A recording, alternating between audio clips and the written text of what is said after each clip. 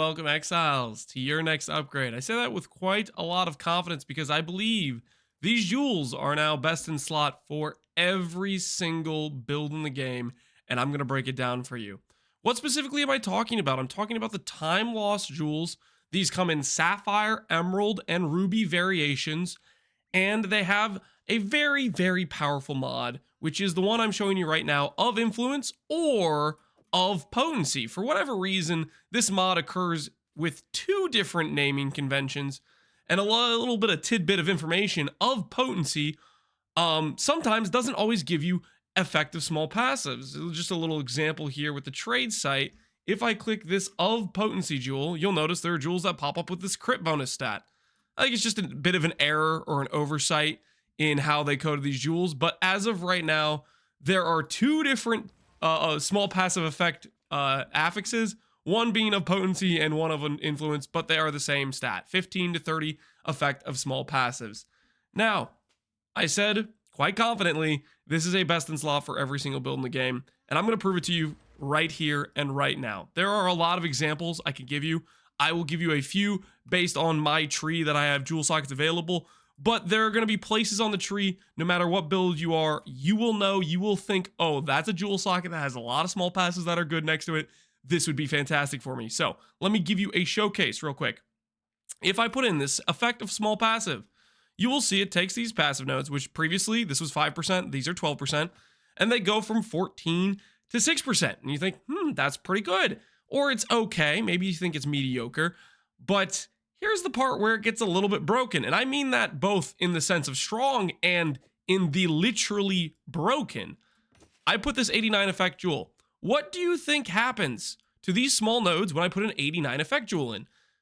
21% multiplied by 1.89, you might think, instead of being increased by 21%, they're going to get increased by, like, what, 40%? A little bit less? And that's where you'd be wrong, because currently, as far as I can tell, the stat from the Adored Jewel is additive with this stat. In other words, this isn't going to increase the small nodes by 21% times 1.89. It's going to increase it by 21 plus 89, aka it's going to multiply all the small nodes in here by 2.1. 10 block, 10 block, 10 block, and look at the meat and potatoes. 25, 25, 25, 25. Can you see the difference? It's bugged. Not to say this wouldn't be strong without a bug, but I just want to showcase it because it's kind of hilarious to me. And it gets a little bit more silly than that if you include additional stats in that. For example, let's say we had a jewel that had minion damage. You would, instead of getting what you would think, which is like 2% minion times 89% effect, plus then the effect applied to it, they kind of double up on each other. So what ends up happening is you add 3% minion damage to each of these nodes, and then they get multiplied by the 2.1. So 6% minion damage on all the small nodes. And then on top of that, these nodes over here, they go from what would be 10% minion damage, they go to, I believe it's, I want to say 13% minion damage, and then they get the multiplier applied to them. So, for example, if you're playing a minion ES build and you put this jewel in, all of a sudden you got a big boost of minion damage as well as percent ES damage. And let's take it a step further to an even more egregious example, which is going to apply to every build that's smart enough to click ES because ES is just way better than life. What are you still doing? There are nodes that say small nodes give 3% ES. So what's going to happen here is I'm going to apply 5% ES to all of these nodes and then multiply by 2. So 10% ES. And now it's not just 25% ES we're getting, it's 37 because it's 12 plus 5, which goes to 17, times the 2.1 number I told you about. It gets a little bit silly, and there's a lot of good examples for where you could put these in. Almost every slot I'm going to show you has something kind of broken about it. Like, for example, if I had a jewel here and a jewel here, we would get so much ES and armor, which gives us a bunch of recharge rate, and then we'd have these small nodes that give ridiculous faster start of recharge. It almost just, let's put it this way. It gives you so much ES from just a few set of nodes. You could be a very high ES scaling build just being over here without even going over to this section to grab some of the stronger ES nodes like Patient Barrier or some of the stuff's down like Dampening Shield, going over to CI. You don't even need to go that far. Hopefully I'm giving you some good examples here. Some other good examples are, let's say you're a minion build. A lot of these jewel sockets that are over here are just ridiculous for minion builds, by the way. Say you're a minion build, you're playing ES 43, 43 into 40%. And then up here, you have all these minion nodes, which then all have ES to go along with it, along with some pretty crazy crit numbers, percent damage numbers. You have the nodes down here. There's a lot of good nodes here, as well as there's stuff like that here as well. It gets a little bit nutty. Or for example, let's say I'm playing a lightning build. All these nodes, which have chance for additional chains, 43 instead of, I think it's like 20% at base. A bunch of cast speed, a bunch of extra increased shock chance, lightning damage, whatever it is. Point I'm trying to make is there's a lot of strong instances where you can put these jewels in where they have effective small nodes if you have small passives near you. And then if you have another small effect, like for example, ES or percent damage or something, they basically have a compounding effect where it adds that stat and then it's doubling it across all the various places you have it. Another thing I'd like to point out is I don't know how this works with Titan. If somebody has a hulking form Titan and they want to leave a comment below about testing what happens when you put a Titan on, does a Titan stack additively with this jewel or does it multiply that? For example, if I put on a Titan 50% increased effect, is it going to multiply the 37 by 1.5? Or is it going to add 50% to the 2.1 multiplier that's already there and become a 2.6 multiplier? Hopefully I'm making some level of sense about what I'm saying. Either way, these jewels are completely busted, and it's not actually the reason I was going to make this video. Aside from them being broken, if they weren't broken, they would still be very good because the math would, instead of saying 37, which is a ridiculous number, by the way, it would say something closer to, what would end up happening, let's just use a 100% Adorn as an example because I want to make the math easy. I don't want to hurt my head too much. This would become 6% ES.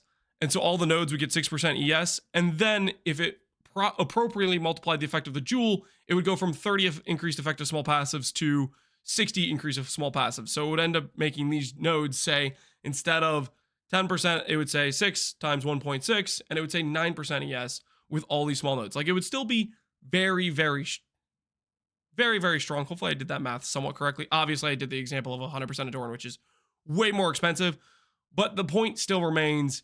The combination's still very strong regardless of the bug, and I wanted to showcase it for you. The other thing I want us to talk about, and the main reason I made this video was for a character I'm working on, which has some cool use cases that also are not bugged, and I wanted to showcase them because I think they're kind of neat. Because Time Lost Jewels, they have a lot of use cases, even outside of this bug with the increased effect of small passive. And the example I'm gonna, oh my word. I grabbed the 10% Adorn. No, hold on. I was going to showcase the 10% Adorn just to showcase the math is exactly that it is adding the two numbers together.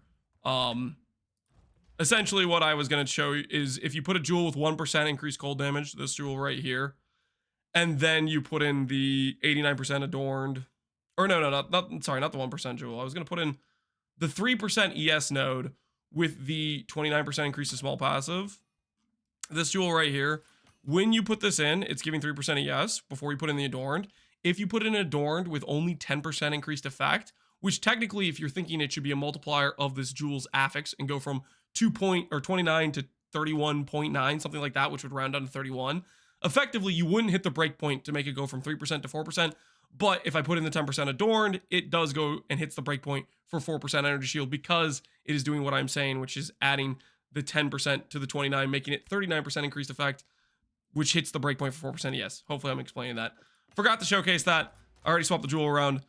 Whatever. We're just going to showcase the next thing, which is good use cases with these jewels outside of a bugged interaction and what I was already using them for, which I think is pretty cool. I'm going to give you a little look at that, which is using them for some of the notable effects. For example, I have a few different spots on my tree where I'm grabbing a lot of different notables. And if you fit, I would say at least two, it's similar, break even, maybe a little bit better than a regular jewel. But if you fit 3 or more notables, it will always beat a regular jewel socket. For example, I have in this radius 3 notables I am picking up, and I have magnitude of crits and crit bonus damage. And what that ends up doing is you'll see on each one of these nodes, we have 18 crit bonus damage extra than it normally has and 35 magnitude. And you get that 1, 2, and 3 times.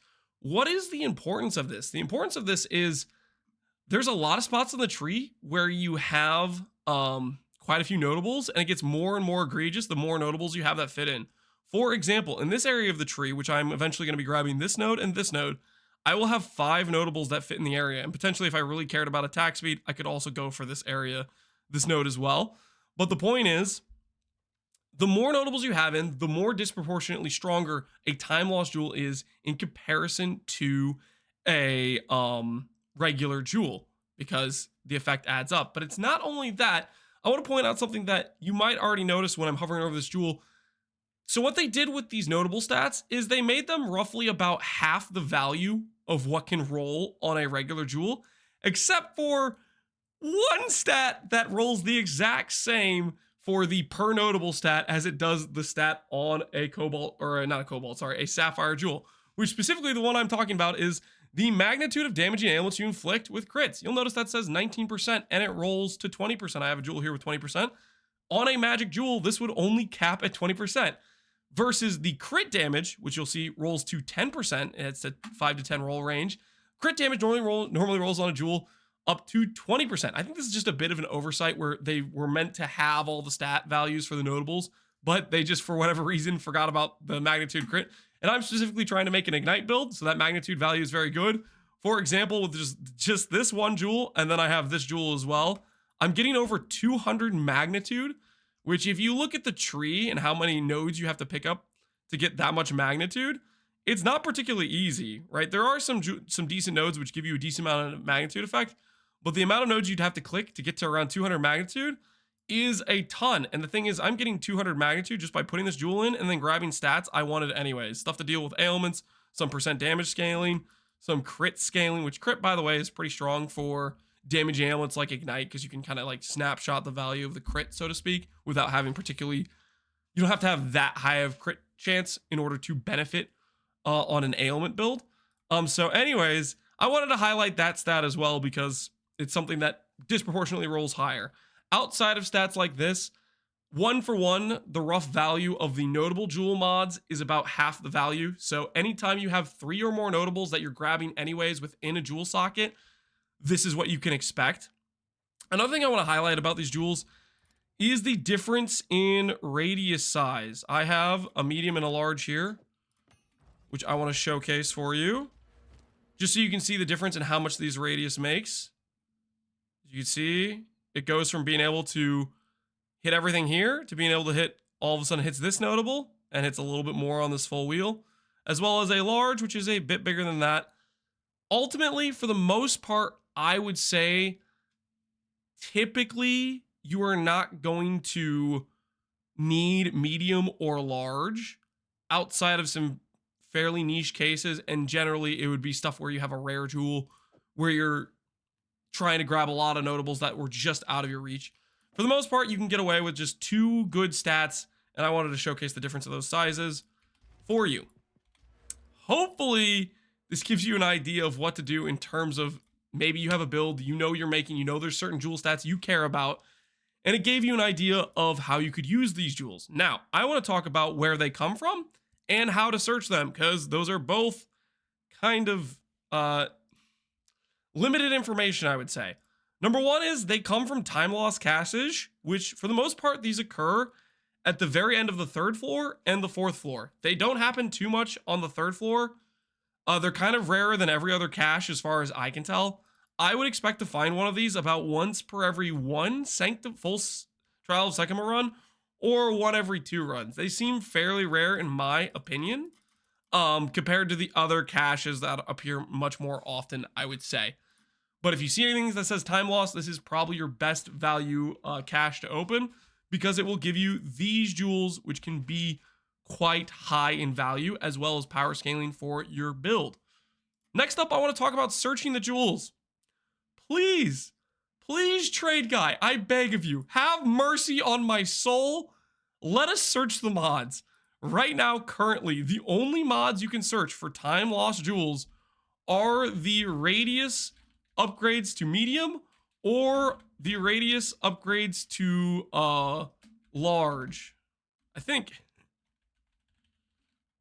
Does it have the large one? Maybe it doesn't have the large one either. I thought it had the upgrades to large, but the point I'm trying to make is currently you can't search for any of these stats. For example, the small passive. Wait, what the heck?